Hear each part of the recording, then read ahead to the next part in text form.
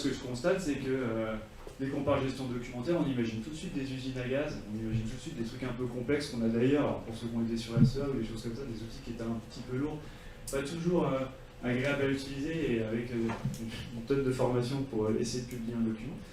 Donc c'est pas que ça, j'entends beaucoup aussi parler de SharePoint, donc on voit beaucoup de projets avec tiens, on a un SharePoint, etc.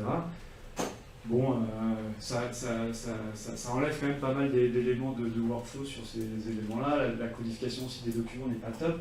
Donc voilà, c'est pas forcément. Et puis en plus, si on le traduit mot pour mot, ça fait point de partage, donc point de partage, pas de partage, quoi. Donc, du coup, c'est peut-être pas l'outil idéal. Donc, mais bon, c'est Microsoft, ça rassure.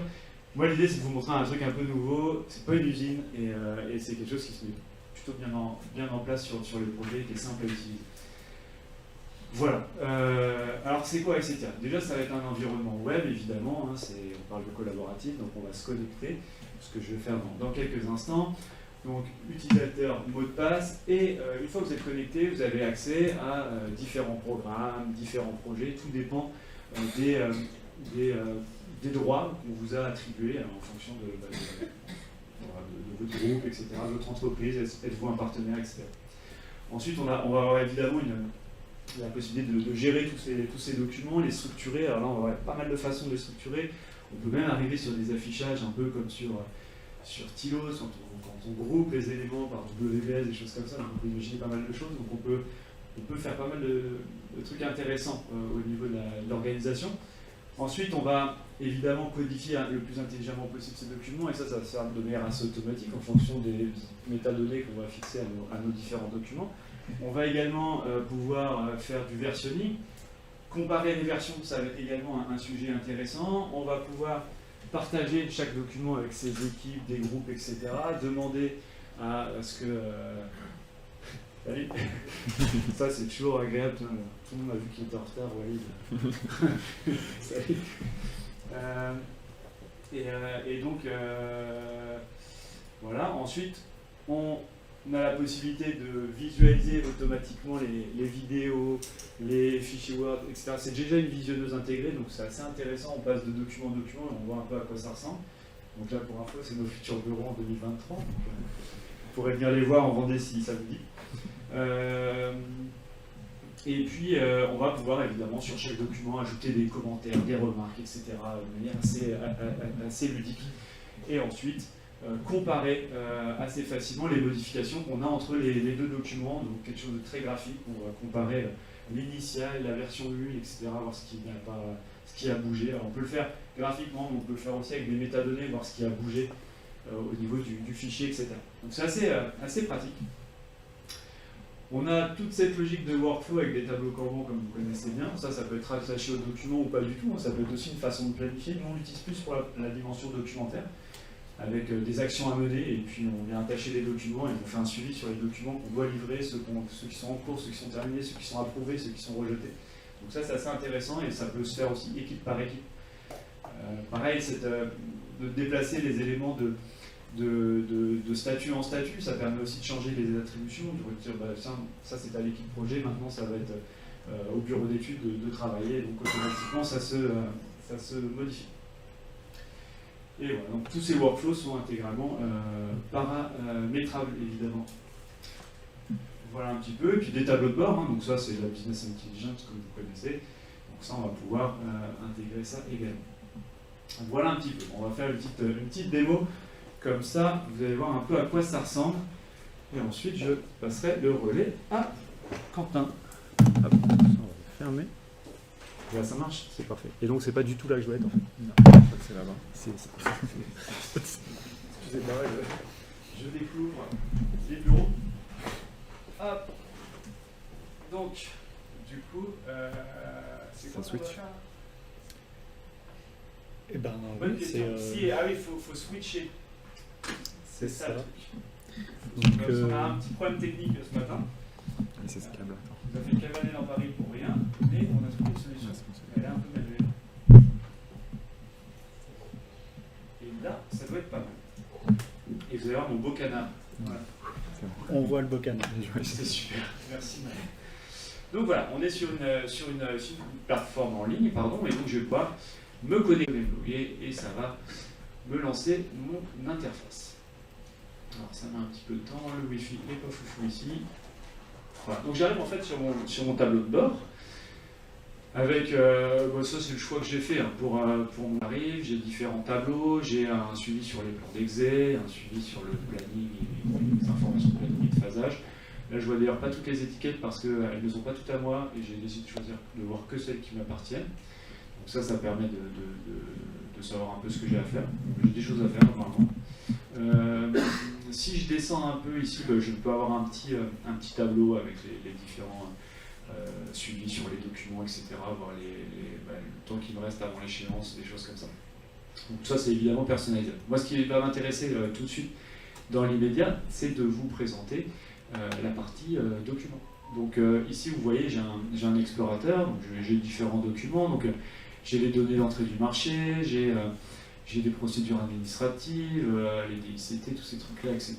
J'ai même des éléments de communication sur lesquels, par exemple, j'ai voulu travailler. Donc là, par exemple, c'est un document PowerPoint. Alors pour ceux qui étaient à la dernière biennale, en fait, c'est tout simplement le PowerPoint de la dernière biennale. Mais bon, c'est dans l'idée. Donc vous voyez, mon document est bien codifié. J'ai des informations un petit peu partout. Donc par exemple, je peux à tout moment venir dessus, éditer le document, ou même tout simplement dire, tiens, je vais rajouter des commentaires dessus. Donc ici, je peux dire, bon, voilà, ça c'est pas bon, ou valider, je vais dire ça faut l'enlever, c'est plus bon, ça ce truc-là, faut l'enlever, je peux mettre un commentaire, etc. Et puis, ça va être assez ludique finalement. Hop, on va mettre le petit commentaire ici, hop, enlever, voilà, on ne voudrait pas pour la faute, voilà, etc. Et puis ensuite je vais fermer et puis la prochaine personne qui va aller dessus pourra évidemment peut d'ailleurs prendre connaissance de la notation directement, donc il dira ok, il y a peut-être quelque chose à faire. Même chose sur le document, il va avoir les différentes versions, éventuellement les documents qu'on a attachés et qui sont en relation avec celui-ci. On a évidemment tout le suivi des versions, donc ça on y viendra un peu plus tard parce que je vais comparer tout à l'heure des versions. On a la possibilité d'ajouter des notes. Donc Fabien par exemple il n'est pas content, il dit que tout est à reprendre, et puis quelqu'un va peut-être s'en occuper. Donc voilà, on peut suivre les différentes markups qu'on a ici, comme j'ai évoqué. Puis je peux voir aussi à qui je l'ai envoyé et qui l'a vu. Donc, pour l'instant je l'ai partagé avec absolument personne. Donc pour l'instant c'est simplement dans mon petit truc à moi. Ok, ensuite on a différents éléments, donc on a aussi, comme je le montrais tout à l'heure dans la vidéo, dans les slides, on peut lire les documents, on a toujours des aperçus, par exemple les vidéos ça marche pas mal, les PDF aussi on les voit très bien, donc là par exemple, alors, on ne voit pas par exemple, j'ai l'impression qu'on n'a pas un réseau foufou. Voilà, ici donc j'ai un document pour le réaménagement des bureaux avec les différents éléments. Alors je ne sais pas pourquoi il ne veut pas me le charger. Ok, ça me le charge. C'est un petit peu long avec la connexion. Donc on voit les différents éléments. Je peux là aussi également faire des commentaires et puis les envoyer. Et puis éventuellement, même chose pour comparer les versions, etc. Alors il y a un truc que je voudrais vous montrer qui est intéressant, c'est quand on commence à avoir des plans 3D. Par exemple, ça va être mon cas ici. Donc je vais en profiter pour lancer iSetia BeamViewer. Voilà. Je vais lancer ça. Donc là, j'ai vraiment une bonne connexion. Je confirme aussi. Voilà. Donc là, j'ai une maquette 3D en fait sur ce projet-là, d'ailleurs qui a différentes versions déjà. Le document a un peu évolué. Donc ça c'est une bonne chose. Et puis ce qui est intéressant, c'est qu'avec notre viewer, je vais pouvoir à tout moment venir me connecter, lancer le viewer, choisir le fichier qui m'intéresse. Donc là j'ai tous mes projets, et puis je peux surtout aller voir dans design au niveau de la gare, j'ai la passerelle là qui m'intéresse. Alors on reviendra sur ce projet de passerelle tout à l'heure, enfin Florian surtout. Mais là, je vais donc récupérer le fichier. Je vais pouvoir le visualiser, l'annoter, le commenter. Hop, voilà, donc là, vous connaissez, c'est une visionneuse classique. Hop, et donc, je peux à tout moment dire, tiens, ici par exemple, hop, ici, je vais pouvoir ajouter un sujet, je vais dire, on va ajouter un sujet, tac, et je vais lui donner un nom, et je vais dire niveau de la première marche à vérifier, quoi. Vérifier, voilà. Et puis donc, je peux mettre mon petit commentaire comme ça, et je suis content, je peux en créer d'autres, etc., me déplacer, aller sur d'autres, et ainsi de suite, et rajouter autant de commentaires que je veux. Une fois que ça, j'ai pu faire mes petits commentaires, mes petites mesures, les trucs qui m'intéressent avec cette visionneuse, je vais pouvoir mettre à jour mon fichier. Donc là, en fait, il va renvoyer simplement le fichier directement dans la jet. Donc là, il est en train de pusher les données, et une fois qu'il les aura visualisées, je vais retourner sur Essetia. On va peut-être attendre quand même qu'il l'ait fait. Je sens que je vais passer en 4G.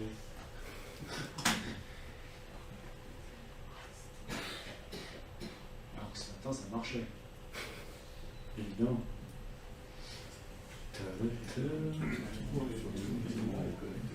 On va prendre dans le sous-sol. Dans les sous-sols, c'est pas foufou. Ah, on dirait qu'il l'a fait. Je pense qu'il l'a fait trop vite pour nous. L'œil n'a pas eu le temps de s'habituer. Du coup, je pense que si on revient là, il a dû prendre en compte. Bon, rassurez-vous, je ne vais pas télécharger un truc de 3 Go après, donc on va y arriver. Mais c'est vrai que...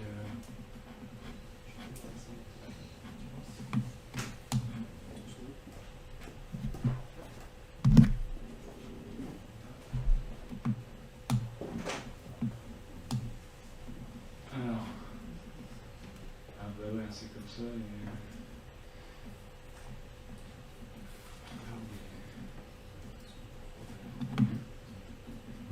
Si vous avez des questions, allez-y. Ça meuble. Données mobiles, c'est ça, point d'accès personnel, on est bien. Ah, puis j'ai mis un code facile, super. Oh, je me déteste.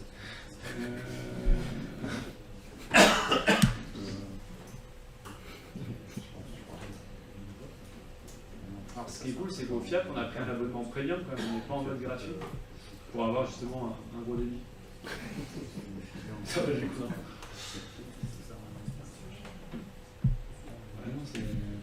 Ah, ça y est. Oh là là là là. On va le laisser comme ça. On va le laisser comme ça, et maintenant je vais voir au niveau des beam topics, des sujets, qu'effectivement j'ai mon beam topic qui est arrivé, niveau de la première marche à vérifier, etc. Et donc voilà, c'est aussi à ça que ça peut servir. Donc je peux me déplacer de sujet en sujet, voilà, donc là je suis arrivé sur là où j'ai identifié qu'il y a possiblement un problème, etc. Très bien, je ne vais pas trop le taquiner, je vais continuer et ce sera pas plus mal. Qu'est-ce que je voulais vous montrer? Je voulais vous montrer comment on intègre un document, parce que là c'est bien gentil tout ça, mais je n'ai pas intégré de document, et moi j'ai un document sur mon poste de travail, c'est une note d'hypothèse en fait. Note d'hypothèse planning. Alors d'ailleurs j'ai plusieurs sujets, on va déjà au niveau du planning général. Ici j'ai un dossier planning général et je vais être dans la possibilité d'ajouter un nouveau, je l'avais déjà mis, donc je vais la remettre, c'est pas grave. Hop, on va ajouter donc ma note d'hypothèse de novembre, note hypothèse novembre 22, voilà. On saura que c'est celle-ci, voilà, donc je dis si c'est un document, si c'est un plan, un planning, toutes ces catégories en fait c'est des choses que vous pouvez maîtriser et décider voilà, les différentes catégories de documents. Ensuite, en fonction des choix que je vais opérer ici, je vais choisir si par exemple ça concerne mes études, mes travaux, etc. Si je suis sur tous les lots, le lot 1, lot 2, etc. Donc moi je suis tout lot. Si je suis sur métier général, micro du terrassement, etc. Et pareil au niveau des sections. Là, je suis toute section. Donc, ces différents choix qu'on a définis ici dans notre modèle vont permettre de codifier après le document automatiquement. Voilà. Donc là, je vais peut-être mettre le fichier pour le coup. Voilà, ça devrait fonctionner vu que c'est pas hyper gros. C'est tiens, tac, tac, tac, notre hypothèse, elle n'est pas 38 kg, on va y arriver. Voilà, allez, parti. Je vais sauvegarder et fermer, et on va constater que, la même hypothèse maintenant est présente. Ici, donc, dans mon planning général, j'ai ma novembre 2022 qui est ici, et je peux la visualiser, etc. Là aussi, hein, je peux, même chose que tout à l'heure, je peux rajouter quand même des commentaires, des markups. Tout à l'heure, je vous ai montré comment on peut mettre des trucs rapidement, mais on peut aussi tamponner, on peut chercher le tampon qui nous va bien, et puis on peut venir le glisser là, quoi. Je dis c'est un document provisoire.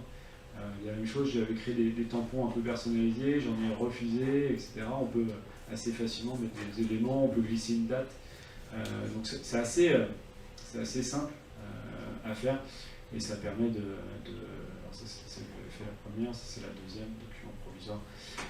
Et donc voilà. Et comme vous pouvez le constater ici au niveau du nom, ça s'appelle travaux all, parce que c'était tout lot, toute section, etc. générale, un document, numéro 32, et ainsi de suite. Donc ça c'est assez intéressant par rapport à ça. Évidemment, après je peux envoyer ce document-là assez facilement par mail. Je peux le partager. Je peux dire par exemple, je vais choisir Quentin par exemple, au hasard, comme par hasard. Hein, je choisis Quentin, j'ajoute Quentin. Très bien. Hop. Ensuite, je vais. Qu'est-ce que je vais faire? Je vais mettre un sujet peut-être. Note.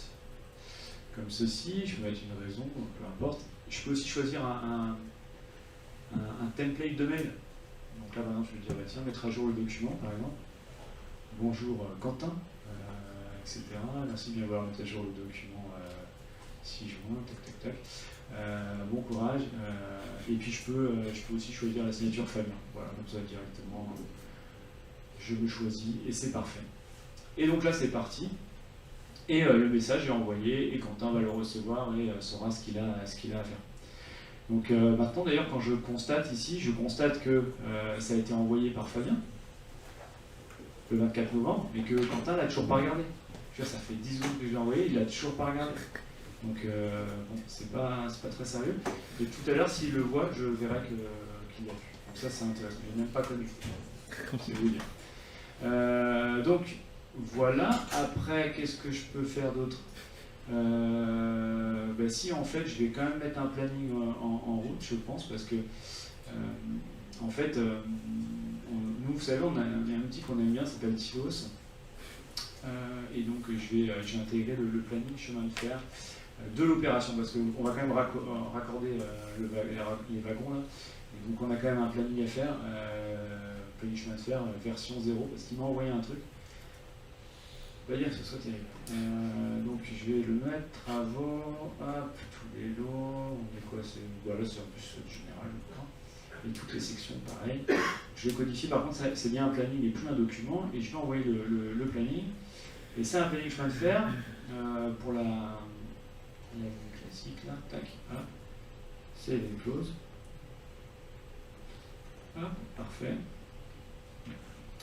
Et donc, mon document se trouve dorénavant dans planning phasage, etc. Je retrouve ce document-là.